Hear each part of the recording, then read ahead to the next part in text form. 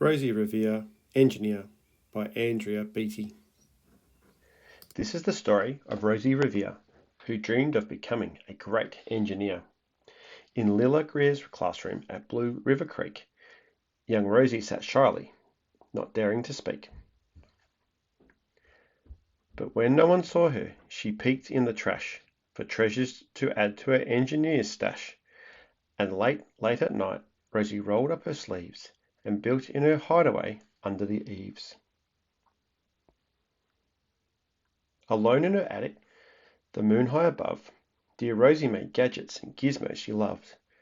And when she grew sleepy, she hid her machines far under the bed where they'd never be seen.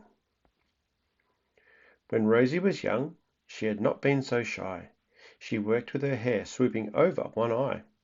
She made fine inventions for uncles and aunts, a hot dog dispenser and helium pants.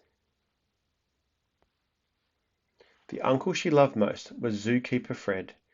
She made him a hat to keep snakes off his head, from parts of a fan and some cheddar cheese spray, which everyone knows keeps the pythons away. And when it was finished, young Rosie was proud, but Fred slapped his knee and he chuckled out loud. He laughed till he wheezed and his eyes filled with tears, all to the horror of Rosie Revere, who stood there embarrassed, perplexed and dismayed. She looked at the cheese hat and then looked away. "I love it," Fred hooted. "Oh, truly I do." But Rosie Revere knew that could not be true. She stuck the cheese hat on the back of her shelf, and after that day kept her dreams to herself. And that's how it went until one autumn day her oldest relation showed up for a stay. Her great-great-aunt Rose was a true dynamo who'd worked building airplanes a long time ago. She told Rosie tales of the things she had done and goals she had checked off her list one by one. She gave a sad smile as she looked to the sky. "The only thrill left on my list is to fly. But time never lingers as long as it seems. I'll chalk one up to an old lady's dreams." That night, as Rosie lay wide-eyed in bed, a daring idea crept into her head. Could she build a gizmo to help her aunt fly? She looked at the cheese hat and said, "No, not I." But questions are tricky, and some hold on tight, and this one kept Rosie awake through the night. So when dawn approached and red streaks lit the sky, young Rosie knew just how to make her aunt fly.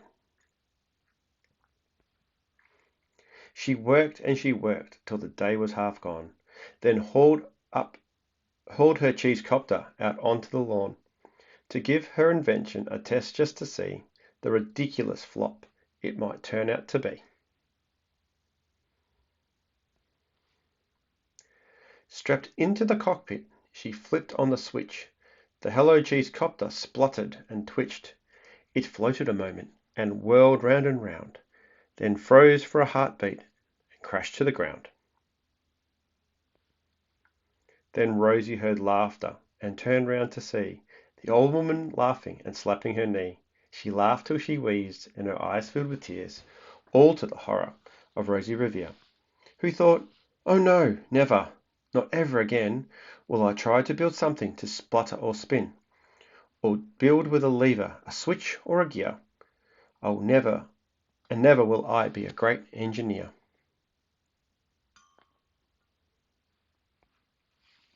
She turned round to leave, but then great-great-aunt Rose grabbed hold of young Rosie and pulled her in close, and hugged her and kissed her and started to cry. "You did it! Hooray! It's the perfect first try.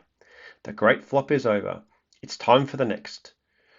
Young Rosie was baffled, embarrassed, and perplexed.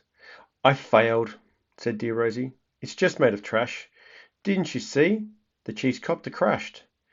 "Yes," said her aunt, "it crashed, that is true. But first it did just what it needed to do. Before it crashed, Rosie, before that, it flew." "Your brilliant first flop was a raging success. Come on, let's get busy and on to the next." She handed a notebook to Rosie Revere, who smiled at her aunt as it all became clear. Life might have its failures, but this was not it. The only true failure can come if you quit. They worked till the sun sneaked away to its bed. Aunt Rose tied her headscarf around Rosie's head and sent her to sleep with a smile ear to ear to dream the bold dreams of a great engineer. At Blue River Creek, all the kids in grade 2 built gizmos and gadgets and doochies too. With each perfect failure, they all stand and cheer, but none quite as proudly as Rosie Revere.